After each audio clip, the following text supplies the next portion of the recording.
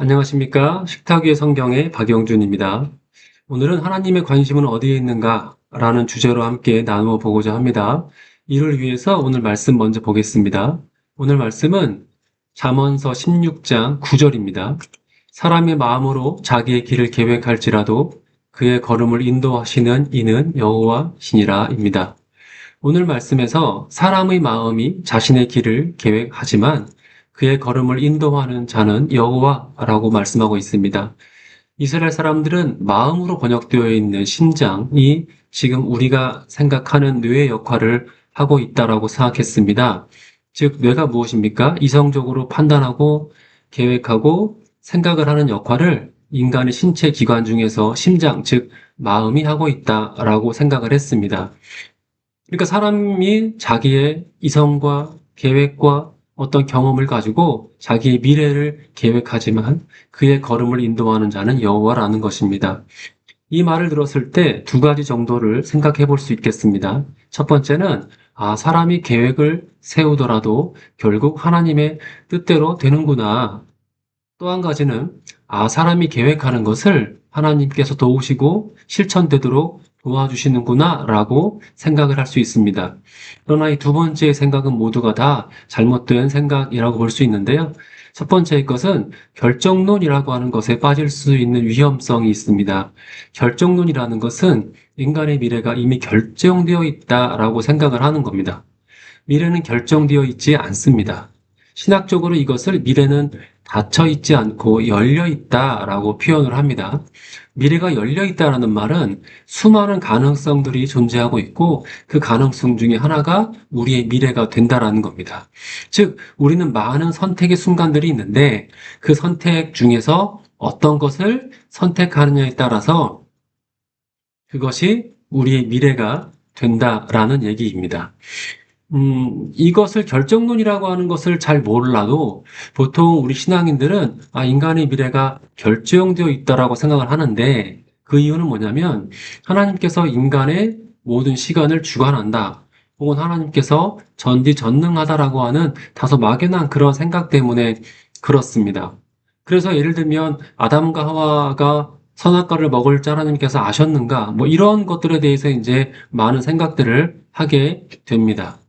그러나 아담과 하와가 선악과를 먹은 것은 그 사람들의 결정에 의한 것입니다. 그러니까 미래가 결정되어 있는 것이 아니라 아담과 하와가 선악과를 먹기로 선택을 했기 때문에 그것이 그들의 미래가 되었다는 얘기입니다.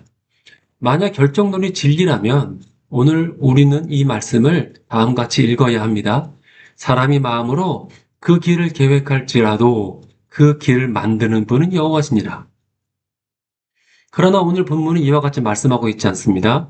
사람이 길을 계획하지만 여호와께서는 그 길이 아니라 걸음을 인도한다라는 겁니다. 길과 계획은 미래를 의미하지만 걸음과 인도는 현재를 의미합니다. 즉 하나님의 인간의 미래를 결정해 놓고 그 끝에 서 계신 것이 아니라 인간과 함께 우리 현재를 함께 만들고 계신다는 겁니다.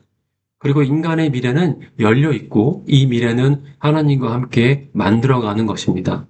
여기에서 하나님의 관심과 사람의 관심의 차이가 발생을 합니다.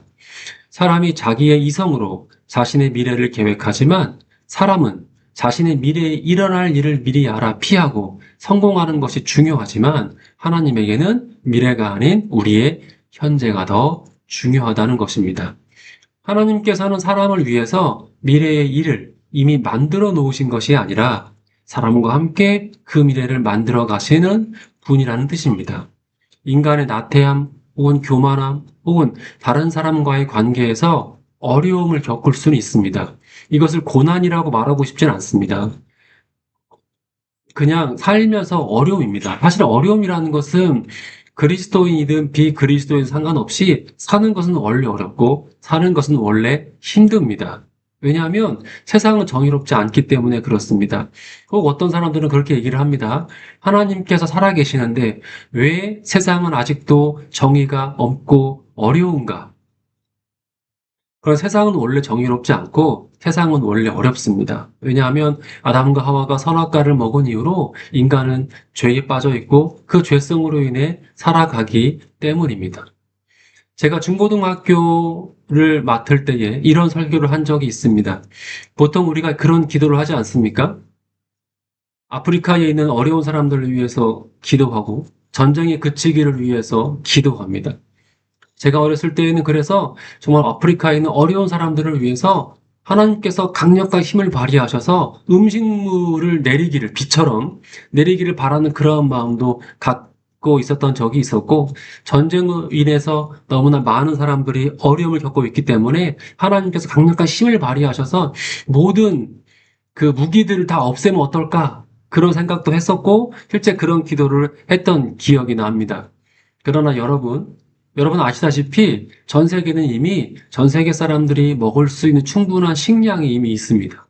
그러나 가격 조정 때문에 그것이 이루어지지 않는 것이죠. 전쟁도 마찬가지입니다. 서로와 협의해서 평화롭게 살아가면 됩니다.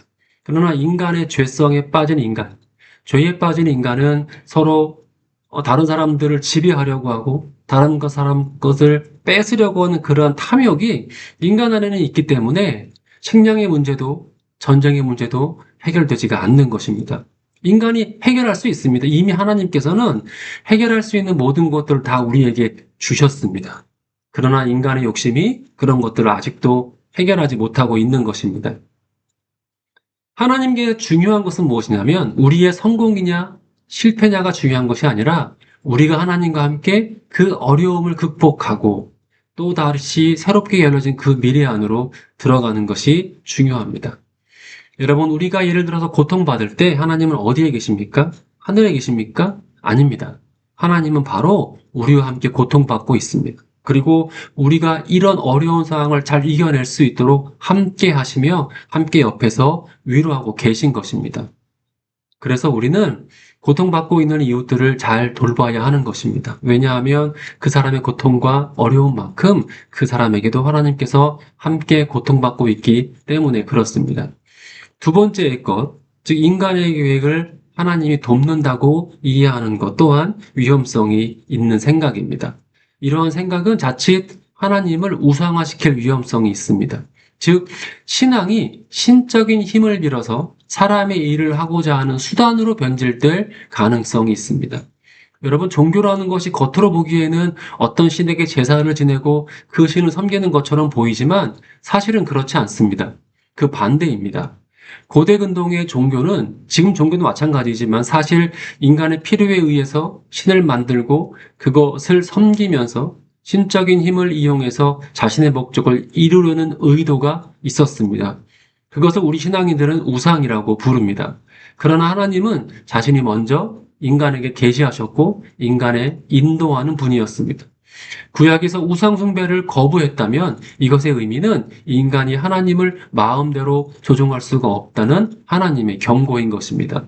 그래서 지금도 그리스도교는 어떠한 하나님의 형상을 만들 수 없고 만들지 않습니다. 이것이 바로 십계명의 두 번째 계명에 나타나고 있는 것입니다. 그러나 현재 기독교에서는 이러한 위험성, 즉 하나님을 우상화하고 신앙의 어떤 수단으로 되는 것을 종종 보게 됩니다. 그리고 이러한 생각은 사람을 쉽게 좌절하게 만듭니다. 내가 하는 일을 하나님께서 도와주신다고 하는데 왜 나는 잘 안 될까? 하나님께서는 나만 도와주지 않는 것은 아닐까? 라는 생각으로 하나님으로부터 소외감이 생기고 그것은 곧 불신앙으로 이어집니다. 교회 내에서도 마찬가지죠. 저 집사님의 인생은 하나님께서 축복해 주시고 도와주셔서 성공하는 삶을 살고 정말 잘 먹고 잘 사는데 왜 나의 삶은 이렇게 어렵고 힘들까? 하나님은 왜 나에게는 관심이 없을까? 왜 나와 함께 하지 않을까? 라는 생각을 쉽게 하게 됩니다. 그러면 하나님으로부터 멀어지고 예배와도 소홀해지고 자기 연민에 빠지면서 결국은 자기의 신앙을 잃어버리게 되는 아주 나쁜 결과를 초래하게 될 수도 있는 것입니다. 성공하는 사람에게는 하나님이 함께 하시고 실패한 사람한테는 하나님이 함께 하지 않는다는, 쉽게 말하면 큰 교회는 성령이 함께 하시고 그렇지 않은 작은 교회는 함께 하지 않을 수도 있다고 하는 이 잘못된 생각, 지극히 인본주의적이고 자본주의적인 이 세상적인 생각이 우리도 모르게 우리 신앙으로 들어올 수도 있습니다. 그렇다면 오늘 잠언 16장 9절 말씀이 우리에게 주는 메시지는 무엇일까요? 첫 번째는 하나님의 관심이 어디에 있는가를 잘 설명해 주고 있습니다. 우리 인간의 관심은 미래에 있지만 하나님의 관심은 현재에 있다는 것입니다. 우리의 관심은 앞으로 무엇을 하고 어떻게 되는 것에 관심이 있지만 하나님의 관심은 지금 우리가 그분을 의지하고 삶을 감당하는 것에 관심이 있다는 것입니다. 저는 개인적으로 삶을 감당한다는 표현을 굉장히 좋아합니다. 우리의 관심은 미래의 나의 삶에서 성공이냐 실패냐에 있지만 하나님의 관심은 그렇지 않습니다. 성공이든 실패든 사랑이 왔을 때 안락함이든 힘든 삶이든 그 사람이 현재 그 삶을 잘 감당하고 있는지 믿음 잃지 않고 하나님과 동행하는 삶을 사는지에 하나님의 관심이 있는 것입니다. 그러면 이러한 열려진 미래를 우리는 어떻게 살아야 될까요? 제가 가장 좋아하는 예수님께서 하시는 말씀 중에 하나가 뭐냐면 항상 기뻐하라, 쉬지 말고 기도하라, 범사에 감사하라입니다. 성공한 삶이든 실패한 삶이든 좀 안락한 삶이든 좀 어려운 삶이든 그 가운데에서 항상 기뻐하고 쉬지 말고 기도하고 모든 일에 감사하는 이 삶을 살아내는 것, 이렇게 삶을 감당하는 것에 하나님의 관심은 있다라는 것이고 이것이 바울이 말한 믿음의 경주라고 말할 수 있겠습니다. 인간의 계획과 하나님의 인도 사이에는 모순이 있을 수 있습니다. 그래서 사람들은 하나님을 자신의 계획을 위해 이용하려고 하기도 합니다. 또한 하나님이 주시는 자신의 이성과 노력 혹은 인생의 즐거움을 포기해버리기도 합니다. 그러나 우리는 하나님과 함께하는 삶을 살아야 합니다. 현재 그렇게 해야 한다는 말입니다. 기도와 말씀, 묵상을 통해서 그리고 공동체가 함께 드리는 예배를 통해서 하나님의 마음과 뜻을 알아야 하고 그분의 인도하심을 받아야 합니다. 동시에 인도하시는 가운데에서 인간의 이성이 충분히 발휘되어야겠죠. 이 둘은 함께 일을 하는 것입니다. 하나님과 동행하는, 함께하는 현재는 또한 그분이 주신 우리의 모든 것들을 즐겁게 누릴 수 있게 해줍니다. 하나님이 주시는 현재를 즐기고 기쁘고 감사하게 감당하고 또한 하나님과 함께 복된 미래를 열어가시는 여러분이 되시길 주님 이름으로 축원합니다. 이번 시간은 이것으로 마치겠습니다.